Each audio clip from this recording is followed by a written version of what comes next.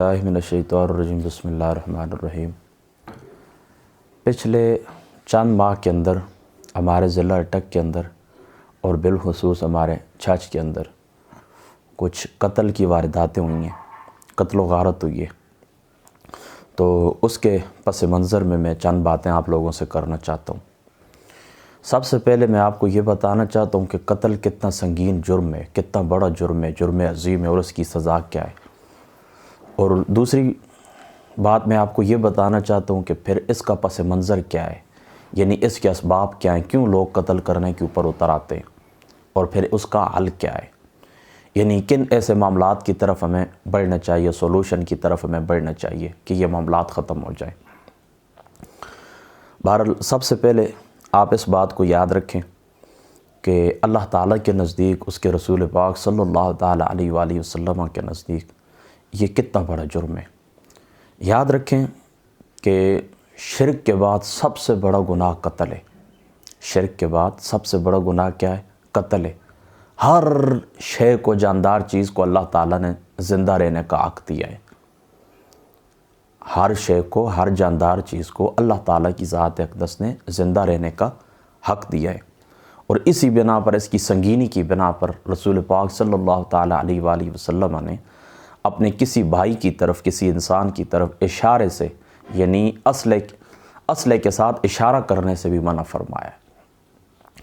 اللہ تعالیٰ قرآن پاک کے اندر فرماتا ہے من قتل نفسا بغیر نفس او فساد فی الارض فکأنما قتل الناس جمیعا۔ فرمایا جس نے کسی شخص کو قتل کیا، جس نے من قتل نفسا بغیر نفس، یعنی بغیر حق کے کسی کو قتل کیا ہے، بغیر حق کے کسی کو قتل کیا یا زمین کے اندر فساد پھیلائے، فکأنما قتل الناس جمیعا، گویا کہ اس نے ساری انسانیت کو قتل کیا ہے۔ یعنی ایک انسان کا قتل پوری انسانیت کا قتل ہے، ایک انسان کا قتل پوری انسانیت کا قتل ہے۔ دیکھیں دوسرے مقام کے اوپر اللہ تعالیٰ فرماتا ہے وَمَن يَقْتُلْ مُؤْمِنًا مُتَعَمِّدًا فَجَزَاؤُهُ جَهَنَّمَ خَالِدًا فِيهَا وَغَضِبَ اللَّهُ عَلَيْهِ وَلَعَنَهُ وَأَعَدَّ لَهُ عَذَابًا عَظِيمًا۔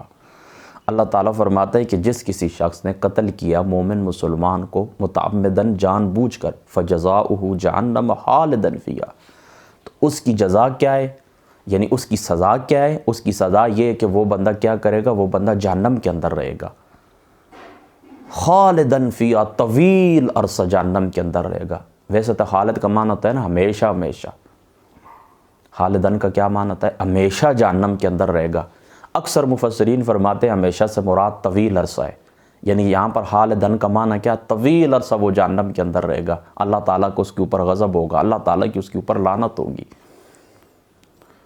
اور وہ عذاب عظیم کے اندر مبتلا ہوگا۔ تو جمہور مفسرین کے مطابق خالدن کا معنی طویل عرصہ، لیکن یاد رکھیں حضرت ابن عباس رضی اللہ تعالیٰ عنہ یہاں پر خالدن کو ظاہراً کے اوپر معمول رکھتے ہوئے آپ کا یہ نظریہ تھا کہ وہ بندہ ہمیشہ ہمیشہ جہنم کے اندر رہے گا، یعنی کبھی بھی جہنم سے وہ باہر نہیں آئے گا۔ یہ بات یاد رکھیں، گو کہ یہ باقی مفسرین کا نظریہ نہیں ہے، باقی مفسرین یہی کہتے ہیں کہ وہ طویل عرصہ رہے گا پھر نکل آئے گا۔ ظاہری سی بات ہے گناہ کبیرہ کا مرتکب ہوا ہے نا، تو طویل عرصہ جہنم کے اندر رہے گا، پھر اس کو اللہ تعالیٰ باہر کر دیں گے اس کے ایمان کی وجہ سے۔ لیکن یاد رکھیں حضرت ابن عباس کا یہ نظریہ نہیں ہے، وہ فرماتے ہیں وہ اس کی بخشش کے قائل ہی نہیں ہیں، یعنی جمہور مفسرین بخشش کے قائل ہیں، لیکن حضرت ابن عباس رضی اللہ تعالیٰ عنہ قاتل کی بخشش کے قائل ہی نہیں ہیں۔ اور یہ تو منہ سے کہنا آسان ہے کہ وہ طویل عرصہ رہے گا۔ جس وقت جہنم قیامت والے دن آقا علیہ الصلوۃ والسلام نے فرمایا اپنی گردن باہر کرے گی نا، تو اس وقت کیا ہوگا؟ پورے میدان محشر کے اوپر ایک سناٹا طاری ہو جائے گا، اور اس کی گرمی کی وجہ سے کیا ہوگا؟ لوگوں کے دماغ پگھلنے لگیں گے، اتنی پریشانی اور وہ کا عالم ہوگا، صرف اس کو دیکھنا، صرف اس کی گردن باہر، اس کی صرف گرمی کی شدت کی ہوگی، تو پھر اس کے اندر رہنا، پھر طویل عرصہ رہنا، طویل عرصہ رہنا، کتنی بڑی سزا ہے اور کتنا بڑا جرم ہے۔ یعنی ایک قتل پوری انسانیت کا قتل، اور پھر وہ بندہ کیا ہے؟ جہنم کے اندر طویل ترین عرصہ رہے گا، اللہ تعالیٰ کا اس کے اوپر غضب ہوگا، اللہ تعالیٰ کی اس کے اوپر لعنت ہوگی۔ اور میں آپ کو بتا چکا ہوں کہ حضرت ابن عباس تو قاتل کے قائل ہی نہیں ہے، بخشش کے قائل ہی نہیں ہے۔ ٹھیک ہو گئی نا، یہ بات قرآن سے ہو گئی۔ اب دیکھیں آقا علیہ الصلوۃ والسلام نے فرمایا، یہ بخاری اور مسلم کی متفق علیہ روایت ہے، اور اس کے جو راوی ہیں یہ حضرت سیدنا انس بن مالک رضی اللہ تعالیٰ عنہ آپ ہیں۔ آپ فرماتے ہیں کہ کبیرہ گناہ، آقا علیہ الصلوۃ والسلام نے فرمایا کبیرہ گناہ اللہ تعالیٰ کے ساتھ شرک ہے، اور اللہ تعالیٰ کے ساتھ شرک کے بعد کبیرہ گناہ اپنے والدین کی نافرمانی ہے، اور پھر کسی شخص کو ناحق قتل کرنا ہے اور جھوٹ بولنا ہے۔ یہ 4 کبیرہ گناہ آقا علیہ الصلوۃ والسلام نے گنوائے: شرک اللہ تعالیٰ کی ذات کے ساتھ، والدین کی نافرمانی، قتل ناحق اور اسی طریقے سے جھوٹ بولنا۔ اور حضور علیہ الصلوۃ والسلام نے ایک مقام کے اوپر فرمایا، مشکوٰۃ شریف کی روایت ہے کہ قیامت والے دن سب سے پہلے حساب ہوگا خون کا، اور دوسرے مقام کے اوپر فرمایا، یہ بھی مشکوٰۃ شریف کی روایت ہے، فرمایا سب سے پہلے حساب ہوگا نماز کا۔ اب دیکھیں پہلے کس کا حساب ہوگا، نماز کا حساب ہوگا یا پھر خون کا حساب ہوگا؟ تو علامہ طیبی صاحب رحمۃ اللہ تعالی علیہ آپ نے مشکوٰۃ شریف کی شرح کے اندر آپ فرماتے ہیں ان دونوں اقوال کے درمیان آپ نے تطبیق دی ہے۔ فرمایا حقوق اللہ میں سے سب سے پہلے نماز کا حساب ہوگا، اور حقوق العباد میں سب سے پہلے خون کا حساب ہوگا۔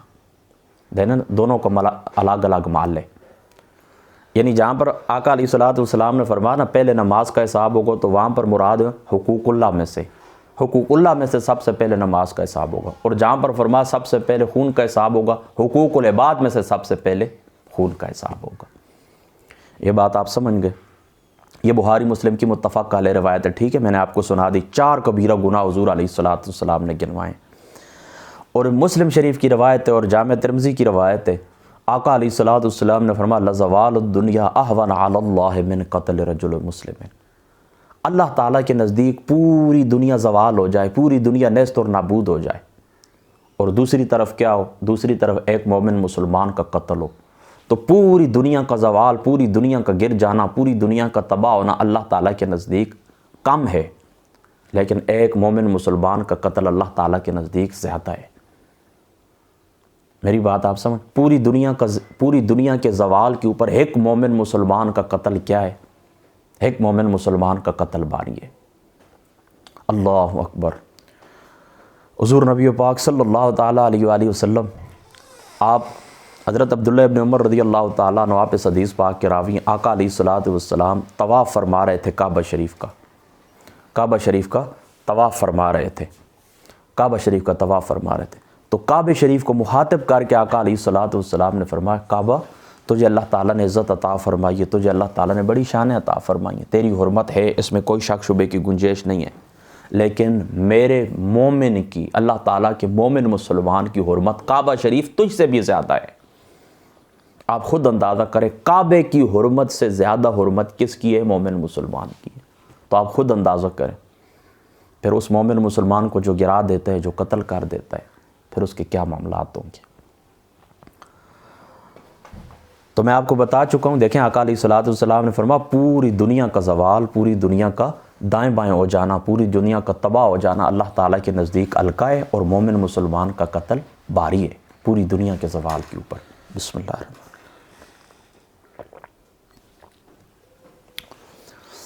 حضرت ابن عمر رضی اللہ تعالیٰ عنہ آپ راوی حدیث پاک کے، یہ بخاری شریف کے اندر موجود ہے، فرمایا مومن اس وقت تک کشادگی کے اندر رہتا ہے، اپنے دین کی کشادگی کے اندر رہتا ہے، یعنی اس کا دین اس کے اوپر وسیع رہتا ہے جب تک وہ بندہ قتل ناحق نہیں کرتا۔ یعنی یہ جو دین اللہ تعالیٰ نے وسیع عطا فرمایا، بندہ مومن مسلمان اس دین کی وسعت کے اندر رہتا ہے، اس کو خیریت ملتی ہی رہتی ہے، معافیاں ملتی ہی رہتی ہیں، لیکن جس وقت وہ قتل ناحق کے اندر مبتلا ہو جاتا ہے، کسی کو قتل کر دیتا ہے، کسی کا خون کر دیتا ہے، وہی دین اس کے اوپر تنگ ہو جاتا ہے، اس کو یہاں سے آ کر جکڑ لیتا ہے۔ میری بات آپ سمجھ گئے نا؟ یعنی دین کی کشادگی اس کے اوپر ختم ہو جاتی ہے، دین کی رعایت اس کے اوپر ختم ہو جاتی ہے۔ کون سا بندہ جو بندہ قتل ناحق کرتا ہے، خون ناحق کرتا ہے، کسی مومن مسلمان کو قتل کر دیتا ہے، اس کو شہید کر دیتا ہے۔ اور حضرت ابو ہریرہ رضی اللہ تعالیٰ عنہ آپ راوی ہیں، یہ 6 حدیث پاک میں آپ کو سنا رہا ہوں۔ آقا علیہ الصلوۃ والسلام نے فرمایا کہ اگر آسمان اور زمین والے ساری آسمانی اور زمینی مخلوق ایک مومن مسلمان کے قتل کے اندر شریک ہو جائے، ساری دنیا ایک مومن مسلمان کے قتل کے اندر شریک ہو جائے، آسمانی دنیا بھی اور زمینی دنیا بھی، تو آقا علیہ الصلوۃ والسلام نے فرمایا اللہ تعالیٰ سب کو اٹھا کر اوندے منہ جہنم کے اندر گرا دے گا۔ استغفر اللہ۔ آپ سنگینی کا اندازہ کریں۔ اب دیکھیں نا، یہاں پر آپ نے اس بات کو بھی غور کرنا ہے اور سمجھنا ہے کہ پوری دنیا کسی قتل کے اندر کس طرح شریک ہو سکتی ہے؟ ظاہر سی بات ہے قتل تو ایک آدمی کر سکتا ہے، یعنی ایک آدمی کی ضرب سے ہی دیکھیں نا، ایک آدمی کو اکٹھے 4 آدمی مارنا شروع ہو جائیں تب بھی ایک ضرب ہی اس کو کافی ہو جائے گی، یعنی ایک ضرب سے ہی اس نے مرنا ہے۔ تو قتل کرنے والا تو ایک آدمی ہوگا، پھر سزا سب کو ملے گی، کیا وجہ ہے؟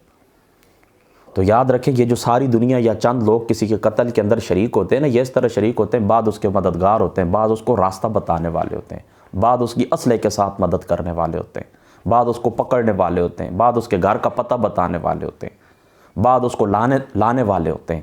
تو یہ سارے قتل کے اندر شریک ہوتے ہیں، یاد رکھنا۔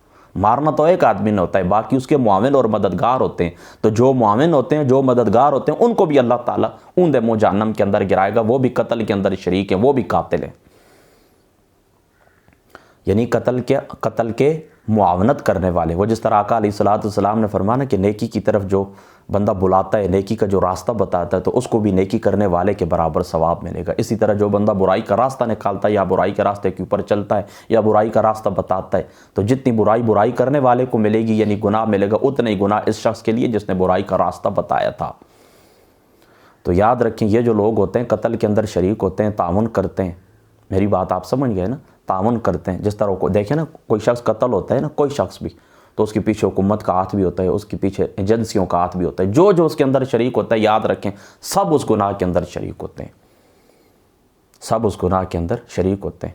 لہذا جو لوگ تعاون کرتے ہیں، جو لوگ ان کے لیے نرم گوشہ رکھتے ہیں، جو لوگ راستہ بتاتے ہیں، جو لوگ برائی کی طرف چل کر جاتے ہیں، سارے اس کے اندر شریک ہوں گے اور سب کو اللہ تعالیٰ جہنم کے اندر گرائے گا۔ لہٰذا ایک سطر کے ساتھ بھی، ایک جملے کے ساتھ بھی آپ نے قتل کے اوپر معاونت نہیں کرتی، یعنی صرف آپ اتنا ہی کہہ دیں کہ فلاں شخص کو تو اگر کوئی مار دے تب بھی اچھا ہے، پھر وہ جا کر مار دیتا ہے، تو آپ نے ایک سطر کے ساتھ، ایک کلمے کے ساتھ اس کے قتل کی معاونت کی ہے۔ لہذا آپ بھی اس جرم کے اندر برابر کے شریک ہیں۔ دیکھیں نا، اللہ تعالیٰ یہ نہیں فرماتا، اللہ تعالیٰ فرماتا لا تقربوا الزنا فإنه فاحشہ وساء سبیلا۔ اللہ تعالیٰ یہ نہیں فرماتا زنا کرو نہیں، فرما قریب بھی نہ جاؤ، قریب بھی نہ جاؤ۔ تو یاد رکھنا اسلام صرف برائی سے منع نہیں کرتا، برائی کے اوپر جو راستے چلانے والے ہوتے ہیں، جو راستے برائی کی طرف جاتے ہیں، ان کے اوپر بھی چلنے سے منع کرتا ہے۔ تو قتل کرنا تو بہت ہی سنگین جرم ہے، ایک سطر کے ساتھ، ایک کلمے کے ساتھ، ایک جملے کے ساتھ بھی آپ نے قتل کا تعاون نہیں کرنا کسی شخص کے اوپر، ورنہ یہی سزا ہے۔ دیکھیں زمین اور آسمان والے سارے آقا علیہ الصلوۃ والسلام نے فرمایا ایک بندے کے قتل کے اوپر جمع ہو جائیں، سب کو اللہ تعالیٰ جہنم کے اندر گرا دے گا۔ اللہ تعالیٰ معافی عطا فرما ہم سب کو، ٹھیک ہے۔ اور یہ لوگ پھر سن لیں، وہ جو ٹی ویوں کے اوپر بیٹھ کر مختلف قسم کے تجزیے کرتے رہتے ہیں، لوگوں کے جھوٹے جرائم بیان کرتے رہتے ہیں، لوگوں کو اکساتے رہتے ہیں، کسی کو کہتے ہیں یہ فلاں کا گستاخ ہے، کسی کو کہتے ہیں یہ فلاں کا گستاخ ہے، کسی کو کہتے ہیں یہ فلاں کا گستاخ ہے۔ یہ سارے جو جملے جو آپ بولتے رہتے ہیں کسی شخص کے متعلق، جھوٹ بولتے رہتے ہیں ٹی ویوں کے اوپر بیٹھ کر، یہ سارے لوگ قتل کے اندر معاون ہیں، اور ان کی وہی سزا ہے جو قاتل کی سزا ہے۔ یہ بات آپ نے یاد رکھنی ہے۔ اور اس مسند احمد کی روایت، اور یہی روایت نسائی کے اندر موجود ہے، دیکھیں آقا علیہ الصلوۃ والسلام نے فرمایا کسی شخص نے ایک چڑیا کو ناحق قتل کیا ہوگا، چڑیا کو ناحق قتل کرنا، چڑیا کو ناحق مار دینا، یعنی شکار وغیرہ کے لیے نہیں، ویسے ہی اس کو مار گرایا۔ تو آقا علیہ الصلوۃ والسلام نے فرمایا وہ چڑیا بھی کل اللہ تعالیٰ کی بارگاہ کے اندر اس نے فریاد کرنی ہے کہ پاک پروردگار میرا کیا قصور تھا، مجھے اس نے کیوں مارا تھا۔ تو ایک چڑیا کو بھی اگر آپ نقصان دیں گے تو کل اللہ تعالیٰ کی بارگاہ کے اندر آپ نے کیا کرنا ہے، آپ نے حساب دینا ہے۔ تو آپ خود اندازہ کریں، ایک چڑیا کا آپ نے حساب دینا ہے، تو پھر انسان تو اشرف المخلوقات ہے، اس کا حساب کون دے سکتا ہے؟ اور دیکھیں میں آپ کو پہلے بتا چکا ہوں کہ من قتل نفسا بغیر نفس او فساد فی الارض، جس نے قتل کیا نفس کو، دیکھیں یہاں پر اللہ تعالیٰ نے مومن مسلمان کا ذکر نہیں فرمایا، اور یہاں پر بھی آقا علیہ الصلوۃ والسلام نے جو دوسری روایت میں نے آپ کو سنائی تھی، دیکھیں نا یہاں پر صرف انسانیت کا ذکر ہے، صرف جو انسان کو قتل کرے تو وہ پوری انسانیت کا قاتل ہے۔ تو پھر بندہ قتل کرے انسان کے ساتھ مسلمان کو بھی، پھر اس کی سنگینی کے اندر ایک اضافہ ہو جاتا ہے، یعنی صرف انسان کا قتل اتنا جرم ہے کہ پوری انسانیت کا قتل، پھر بندہ قتل بھی کرے اور ساتھ وہ بندہ مسلمان بھی ہو تو سنگینی کے اندر اور اضافہ ہو جاتا ہے، پھر مسلمان ہونا کے ساتھ ساتھ وہ آپ کا پڑوسی بھی ہو تو پھر کیا ہوتا ہے، پھر اور اضافہ ہو جاتا ہے سنگینی کے اندر، پھر پڑوسی کے ساتھ وہ آپ کا رشتہ دار بھی ہو۔ یعنی دیکھیں نا جو وارداتیں ہوئی ہیں ہمارے علاقے کے اندر یا دائیں بائیں ہم سنتے رہتے ہیں، تو کئی لوگ اس طرح جنہوں نے والدین کو مارا ہے، کئی لوگ اس طرح جنہوں نے عزیز رشتہ داروں کو مارا ہے، تو وہ لوگ اپنے گریبان کے اندر جھانک لیں کہ صرف ایک انسان کا، محض ایک انسان کے قتل کو اللہ تعالیٰ پوری انسانیت کا قتل قرار دیتا ہے، تو پھر جو لوگ اپنے رشتہ داروں کو مارتے ہیں پھر اس کے ساتھ وہ مومن مسلمان ہوتے ہیں، اس کی سنگینی کا اندازہ کون کر سکتا ہے؟ تو یہ تو قتل ناحق کی جو مذمت تھی اللہ تعالیٰ نے بیان فرمائی، اس کی جو سزا ہے وہ اللہ تعالیٰ نے بیان فرمائی ہے۔ تو یہاں پر ہماری گفتگو کا پہلا حصہ مکمل ہوتا ہے۔ اب انشاءاللہ تعالیٰ دوسرے حصے کے اندر ہم اس کے مختلف اسباب کے اوپر گفتگو کریں گے۔ اللہ تعالیٰ عمل کی توفیق عطا فرمائے۔ السلام علیکم ورحمۃ اللہ۔